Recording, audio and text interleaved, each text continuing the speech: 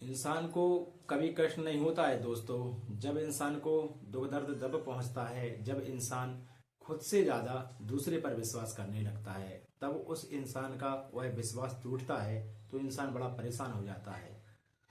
इस कहानी में भी कुछ ऐसा होता है दोस्तों कि जब किसी इंसान का विश्वास टूटता है तो एक औरत की हत्या हो जाती है और कई लोग सलाखों के पीछे पहुंच जाते हैं।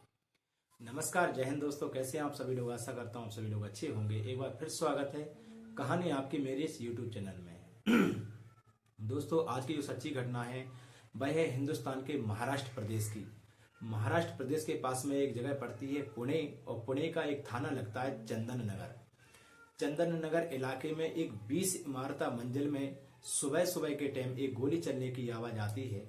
तभी वहां के स्थानीय लोग दौड़कर उस बिल्डिंग की तरफ भागते हैं और देखते हैं कि आखिरकार किसके ऊपर गोली चलाई गई है।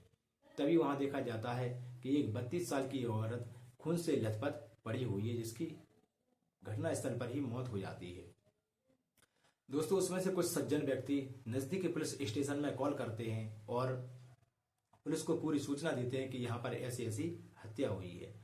पुलिस भी वहां पर टाइम से पहुंच जाती है और उस डेड बॉडी का शिनाख्त करने लग जाती है। तब उनको मालूम चलता है कि उसमें डेड बॉडी के ऊपर 2 गोली लगी हुई हैं, एक पेट में और एक उसके सर के आर पार हो जाती है। पुलिस वाले उस डेड बॉडी को तो पोस्टमार्टम के लिए भेज देते हैं दोस्तों। तभी बाहर निकल कर आते हैं तो एक इंसान जो कि बाहर बैठा हुआ था और उसके साथ में एक बेटा एक बेटी भी थे। तभी दोस्तों पुलिस वाले उससे जांच पड़ताल करते हैं और पूछते हैं कि आखिरकार आप कौन हैं। तब वो बताता है कि सर, जो मारी गई है ये मेरी लेडीज है, इसका नाम है एकता भाटी और मैं इसका पति हूँ। मेरा नाम है ब्रजेश भाटी। ब्रजेश की उम्र रहती है तकरीबन 38 साल और उसकी जो पत्नी मारी गई है एकता भाटी, इसकी उम्र होती है तकरीबन 32 साल। दोस्तों, पुलिस उससे जांच पड़ताल करती है कि आखिरकार आपको किस पर शक है। वो कुछ नहीं बता पाता है, मना कर देता है। तभी अज्ञात में 302 का मुकदमा पुलिस दायर कर लेती है।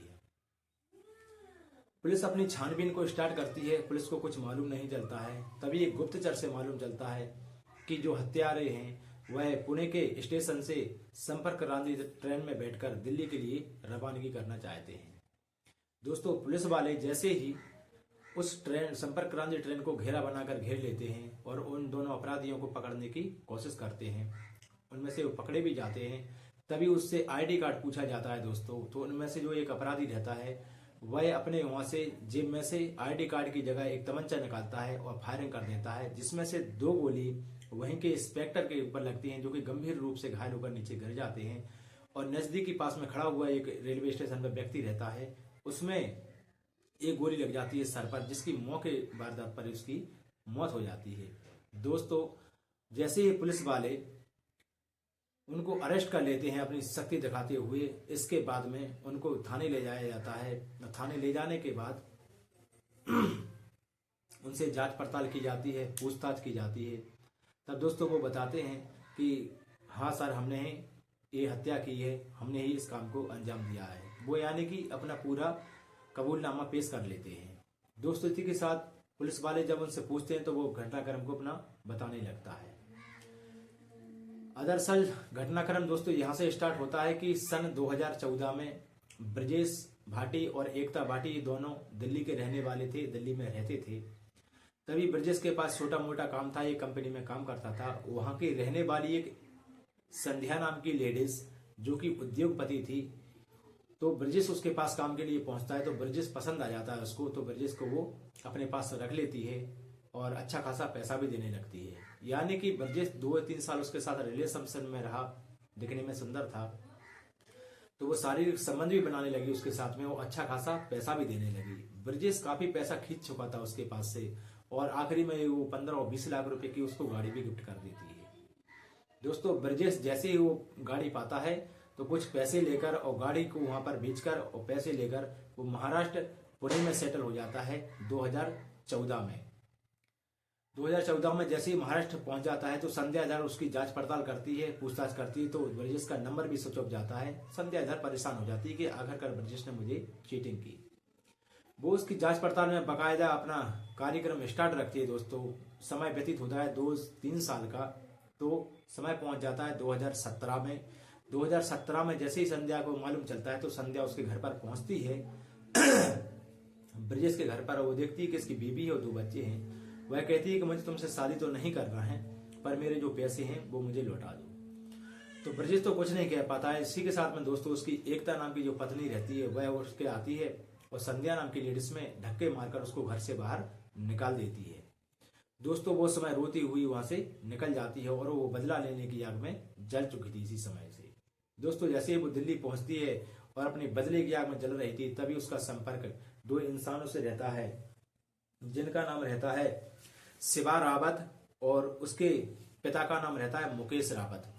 ये दोनों बाप बेटे रहते हैं दिल्ली के, जो कि शूटर रहते हैं। इनको जब सुपारी देती है संध्या इसकी पत्नी को मारने की कि इसको शायद पत्नी को मैं हटा दूंगी, तो जिस तरीके से इसने मुझे धोखा दिया है कि मैं इसके बगैर तड़प रही थी, तो ये भी अपनी पत्नी के बगैर तड़पता रहेगा। दोस्तों इसी के साथ वो शिवा रावत और मुकेश रावत को दोनों को सुपारी देती है और वो महाराष्ट्र पुणे पहुंचते हैं। पुणे पहुंचने के बाद वो जैसे तैसे भी अपनी व्यवस्था बनाकर सुबह के टाइम उसकी पत्नी एकता की हत्या कर देते हैं। अभी फिलहाल में शिवा रावत, मुकेश रावत और संध्या के ऊपर 302 के मुकदमा के तहत हत्या का केस लगाकर इनको पुलिस जेल में डाल देती है, इनको सजा सुना दी जाती है। दोस्तों इस सच्चे घटनाक्रम को सुनाने का मेरा उद्देश्य किसी को ठेस पहुंचाना या किसी को परेशान करना नहीं है, बल्कि आपको जागरूक करना, आपको सचेत करना है। किसी का विश्वासघात मत कीजिए किसी के साथ। शायद आपके थोड़े से स्वार्थ के कारण या विश्वासघात के कारण किसी इंसान की जान भी जा सकती है, जो कि विश्वासघात किया ब्रजेश ने और खामियाजा भुगतना पड़ा उसकी पत्नी को। इस घटनाक्रम के बारे में आपके क्या विचार हैं, आप मुझे कमेंट बॉक्स में जरूर बताइएगा। दोस्तों मैं फिर मिलूंगा एक नई क्राइम की घटना के साथ। जब तक के लिए मुझे विदा दीजिए। जय हिंद, वंदे मातरम, भारत माता की जय।